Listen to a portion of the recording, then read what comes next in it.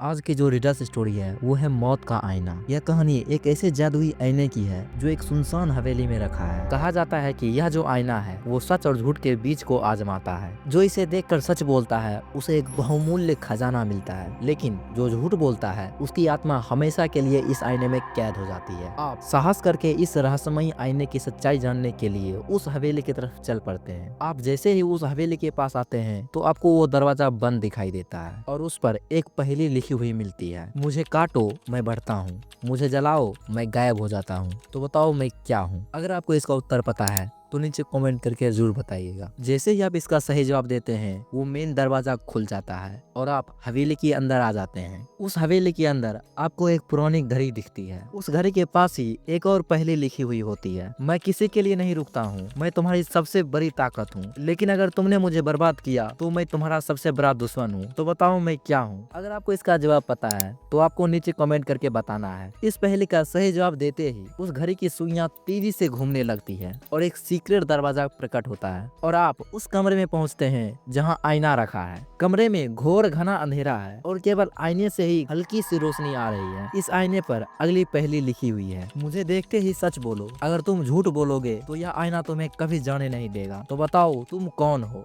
आपको इसका भी आंसर नीचे कमेंट करके बताना है। जैसे ही आप उस आईने का सही जवाब देते हैं उस कमरे का एनवायरनमेंट चेंज हो जाता है और एक कोने में एक बक्सा प्रकट होता है जिस पर यह अंतिम सवाल लिखा हुआ है, मैं हमेशा तुम्हारे पास हूँ लेकिन तुम मुझे कभी नहीं पकड़ सकते, तो बताओ वह क्या चीज है। अगर आप लोगों को इन सारे पहलुओं का उत्तर नहीं पता है तो इस वीडियो का डिस्क्रिप्शन चेक कर लीजिए, वहाँ आपको इन सारे पहलुओं का उत्तर मिल जाएगा। सही जवाब देते ही वह बक्सा खुल जाता है जिसमें सोने के सिक्के के साथ साथ और भी बहुमूल्य रत्न होते हैं। आप उस खजाने को लेकर हवेली से बाहर आ जाते हैं, लेकिन जैसे ही पलटकर आप उस हवेली को देखते हैं वह हमेशा की तरह वहाँ से गायब हो चुका होता है। अब आपके मन में एक सवाल गूंजता है, क्या यह सब सच था या सिर्फ एक भ्रम था? क्या आप इन सारे पहलुओं को हल कर पाए थे या नहीं? आप अपना जवाब नीचे कमेंट में जरूर लिखिएगा।